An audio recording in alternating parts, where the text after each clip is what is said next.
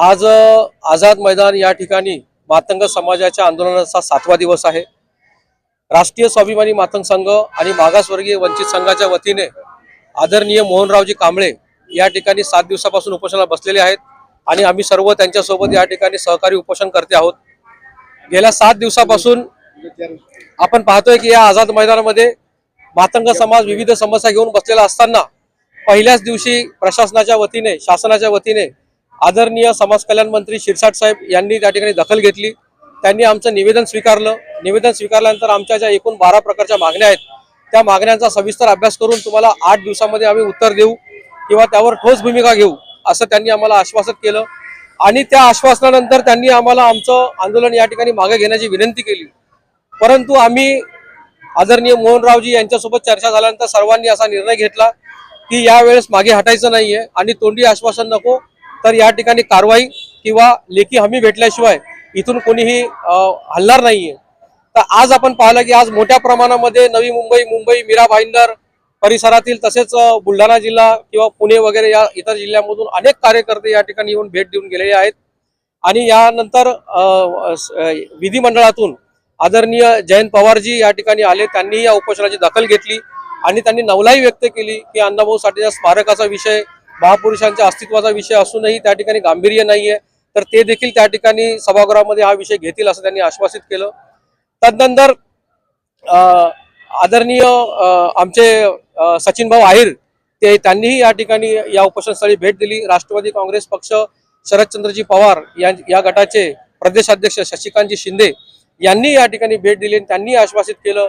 त्यानंतर काँग्रेस पक्षातर्फे आदरणीय भाई जगतापजी तेही या ठिकाणी आले आणि त्यांनीही या आंदोलनाची दखल घेत या विषयावर आम्ही नक्कीच सभागृहामध्ये हा विषय लावून धरू आणि मातंग समाजाला न्याय हा मिळालाच पाहिजे अशी त्यांनी या ठिकाणी भूमिका व्यक्त केली। आणि लवकरात लवकर या ठिकाणी अजूनही आमच्याकडे काही निवेदन आले आहेत, काही आमदार आमच्याकडे येत आहेत विधिमंडळातून। तसेच आमच्या सोबत आहे आदरणीय लोकशाहीर अण्णाभाऊ साठे यांचे वंशज सचिन भाऊ साठे यांनी स्वतः व्यक्तिशः या ठिकाणी येऊन आमच्यासोबत या ठिकाणी ठाण मांडून सरकारच्या वतीने निषेध व्यक्त केला।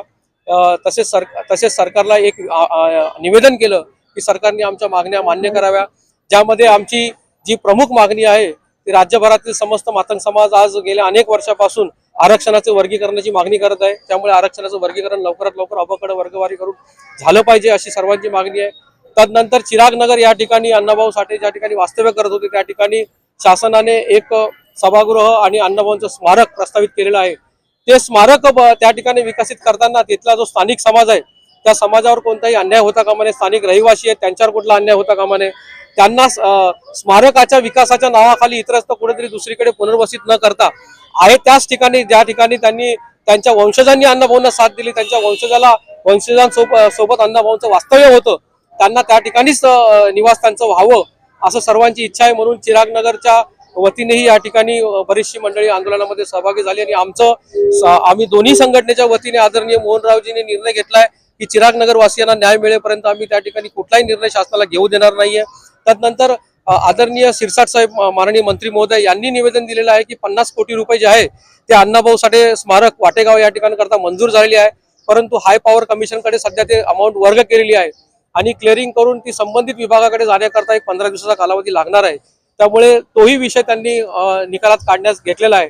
त्यानंतर आमचं असं म्हणणं आहे की अनेक दिवसापासून संसदेमध्ये अनेक खासदारांनी मागणी केलेली आहे की लोकशाहीर अण्णाभाऊ साठे यांना भारतरत्न पुरस्काराने गौरवण्यात यावं, त्याकडेही सरकारने लक्ष द्यावं अशी आमची विनंती आहे की लवकरात लवकर आंतरराष्ट्रीय पातळीवर उल्लेखनीय कार्य केलेल्या लोकशाहीर अण्णाभाऊ साठे यांना मरणोत्तर भारतरत्न पुरस्काराने सन्मानित करण्यात यावं।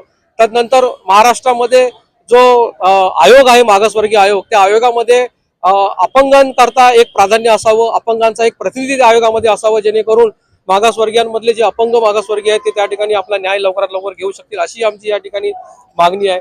त्यानंतर शेगाव या ठिकाणी नगर परिषद हद्दीमध्ये लहुजी नगर वस्ती होती, त्या लहुजी नगर वस्तीमध्ये अनेक वर्षापासून काही कुटुंब राहत होते, त्या कुटुंबांना पूर्वसूचना न देता त्या ठिकाणी शासनाने त्यांच्यावर तोडक कारवाई केलेली आहे। आज ती कुटुंब अक्षरशः रस्त्यावर राहत आहे, त्यांनाही न्याय मिळाला पाहिजे। त्यांचं आंदोलन माननीय महामहिम राष्ट्रपती महोदयापर्यंत गेलेलं आहे, परंतु त्यावर अजून कुठली ठोस भूमिका झालेली नाहीये। म्हणून आम्ही त्याकरता शासनाच्या या ठिकाणी मागे लागलेलो आहोत की शासनाने लहुजीनगर वासियांना, शेगाव वासियांना देखील न्याय हा त्या ठिकाणी दिला पाहिजे। मुंबईमध्ये जे संजय गांधी राष्ट्रीय उद्यान आहे त्या उद्याना अंतर्गत काही झोपड्या आहेत, त्या झोपड्यांमध्ये राहणारा जो समाज आहे हा दलित समाज आहे, हा मागासवर्गीय समाज आहे आणि हा गरीब समाज आहे। या गरीब समाजाला या ठिकाणी इथून पुनर्वसन करण्याकरिता त्या ठिकाणी संजय गांधी नॅशनल पार्क हे राष्ट्रीय नियमात असल्या कारणाने त्या ठिकाणी पुनर्वसनाचा कायदा देखील हा केंद्रीय पातळीचा आहे आणि केंद्र सरकारचा कायदा हा 1995चा आहे, परंतु महाराष्ट्र सरकारचं पुनर्वसन हे 2011च्या नियमाने होतं। म्हणून आमची विनंती आहे की महाराष्ट्रामध्ये जर संजय गांधी राष्ट्रीय उद्यान असेल तर त्यांना महाराष्ट्रातला नियम लागू झाला पाहिजे आणि त्यांना देखील 2011च्या नियमाप्रमाणे पात्र केलं पाहिजे। अशा अनेक मागण्याकरता आम्ही या ठिकाणी ठाण मांडून बसलेलो आहोत आणि नुकत्याच आम्हाला आमचे आदरणीय चव्हाण साहेबांच्या मार्फत कळालं की आमचे समाजाचे आदरणीय गोरके साहेब देखील या उपोषणाला भेट द्यायला येत आहेत।